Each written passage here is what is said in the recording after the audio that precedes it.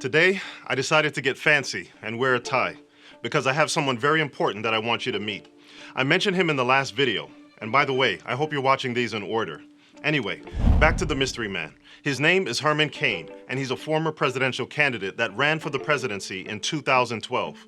Before the presidential campaign that year, I had never heard of him, but after it was over, I never forgot him. And that's because my wife and I, to this day, have a running joke about the platform for his campaign, and it was this right here. 999, we had 5 simple principles that we wanted to satisfy. We wanted it to be simple. We wanted it to be transparent, so that you would know when and how you were going to be taxed. That's right.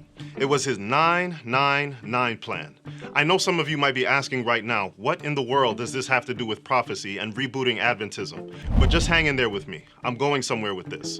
Herman Cain's 999 plan was a plan to reshape taxes to require a 9% personal income tax, a 9% federal sales tax, and a 9% corporate tax. At the time, it was very interesting and catchy, and I never forgot the way that he delivered that line. That's right. The 999 plan. The reason I told you this story is because today I want to tell you about my 999 plan. And if you pay attention to this plan, then you never have to question the starting date for the 490-year prophecy and the 2300-year prophecy again. Today, we're going to continue to find out if the Seventh-day Adventist teaching regarding the 2300 days, 1844, and the cleansing of the heavenly sanctuary is true or false, or at least reasonable. And I want to start by showing you a comment that I got on a recent video. It was related to the Seventh-day Adventist teachings of various prophecies, including the heavenly sanctuary and the Day of Atonement / investigative judgment teaching of 1844. The demand was for a specific text in Ezra chapter 7 that specifically says that in the year 457 BC, King Artaxerxes made a specific decree to rebuild Jerusalem. So I grabbed my Bible, read the chapter that I had read so many times before, and looked for the specific text that said something like, I, Artaxerxes, decree that the Jews go up and rebuild Jerusalem. And guess what? It's not there. Go ahead and look for yourself. It really isn't there. But wait, before the Adventists pick up the stones to stone me, and some non-Adventists and some ex-Adventists celebrate and take their victory lap, you need to understand there's more to the story. And my 999 plan is going to help you remember how to give an answer for your faith. You see, in our last 2 videos, we have shown that the Messiah arrived and was crucified at precisely the right moment in prophetic history, giving firm evidence that Jesus is the Messiah. However, we also learned that some Protestants and some ex-Adventists are cutting off their prophetic nose to spite the Adventist face by ignoring this prophecy. I believe that for some, it would open the door to the plausibility of the 2300-day prophecy, and some don't want to open that door, because then it would also open the door that the Adventist interpretation is correct. So the question we need to answer is, can we find a decree in 457 BC by Artaxerxes in the book of Ezra to rebuild Jerusalem and its walls, just as the prophecy in Daniel 9 demands? And the second question we need to answer is, what did Ezra understand this decree to mean? That's because my Seventh-day Adventist opinion doesn't matter. Protestant opinions don't matter, and ex-Adventist opinions don't matter. All that matters is, what did Ezra understand the decree found in Ezra chapter 7 to mean? I won't read the whole chapter, but I will pick out what I believe to be the most relevant sections. But I want you to read it for yourself after you watch this video. It says, "This is a copy of the letter that King Artaxerxes gave Ezra the priest, the scribe, expert in the words of the commandments of the Lord, and of his statutes to Israel. Artaxerxes, king of kings, to Ezra the priest, a scribe of the law of the God of heaven, perfect peace, and so forth. I issue a decree that all those of the people of Israel and the priests and Levites in my realm who volunteer to go up to Jerusalem may go with you. And whereas you are being sent by the king and his 7 counselors to inquire concerning Judah and Jerusalem with regard to the law of your God which is in your hand." Let's pause there for one moment to see what we have.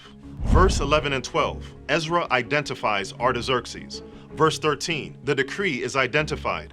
Verse 14, the focus was to inquire concerning Judah and Jerusalem. This matches Daniel 9's requirements for a decree to kick off the 490-week prophecy that we learned in a previous episode was in turn divided from the 2300-day prophecy.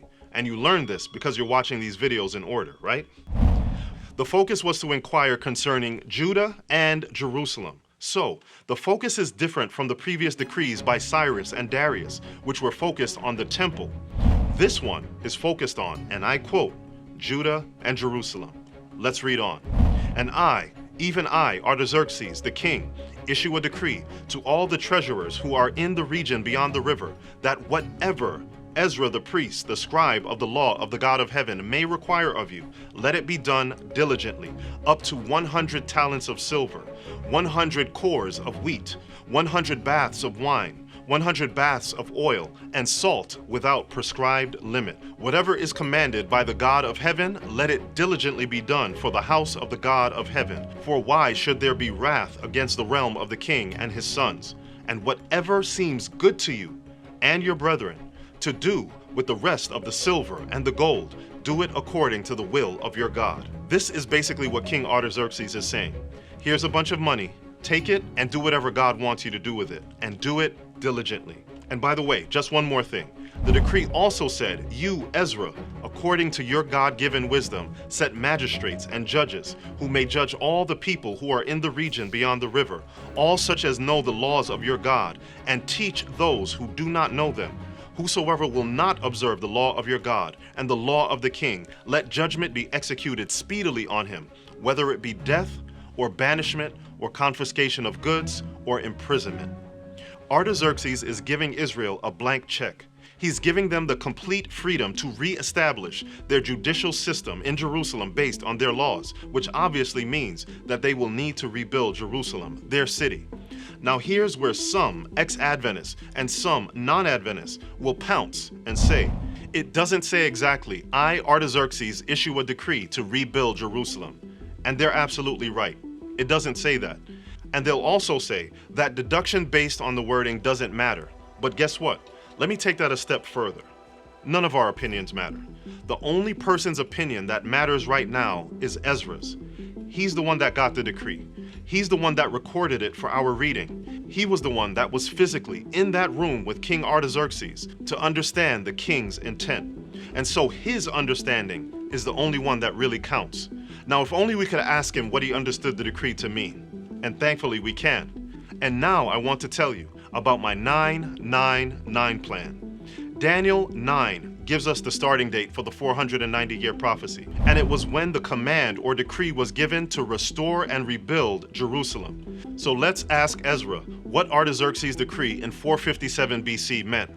We have Daniel 9, that's 1 9, but we need 2 more, and those 2 9s are found in Ezra 9, verse 9. That's 2 more.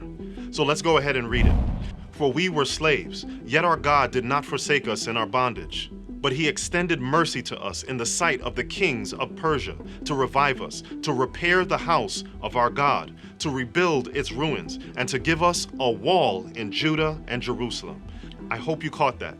This verse was written when Ezra returned to Jerusalem after having received the decree from Artaxerxes, and he understood that the decree, in addition to the previous ones by Cyrus and Darius, were decrees to, number 1, repair and rebuild the temple, and number 2, to repair the walls of Judah and Jerusalem, which is exactly what the prophecy of Daniel specifically referred to regarding the rebuilding of the walls in troublous times.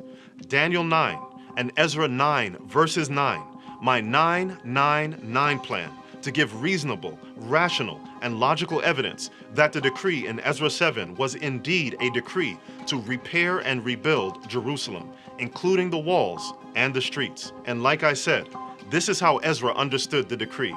You don't have to agree, but to act like this is not even plausible is completely intellectually dishonest. So if you don't agree, then respectfully, you can take it up with Ezra. I firmly believe in the accuracy of this prophecy, and I firmly believe that I have a valid reason to do so. The decree was given in 457 BC, in the 7th year of Artaxerxes, and 483 years later, my Savior and Messiah showed up and announced his messiahship. And you saw this in a previous episode, because you're watching these in order, right?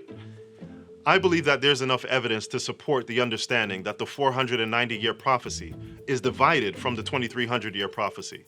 And so I believe, based on reasonable evidence, that I have a firm foundation in which to place my faith, that there is indeed a high priest, in the heavenly sanctuary that is interceding on my behalf. And what a coincidence. This heavenly sanctuary and the work of Jesus as my high priest is outlined in Hebrews chapter 9. So I guess this just turned into my 9-9-9-9 plan. And it's up to you to decide for yourself if this plan is good enough for you. If you want to join this community of people seeking to reboot Adventism, then don't forget to subscribe and share these videos with others. And if you've been blessed by this ministry, please check the description below if you'd like to support us in our work.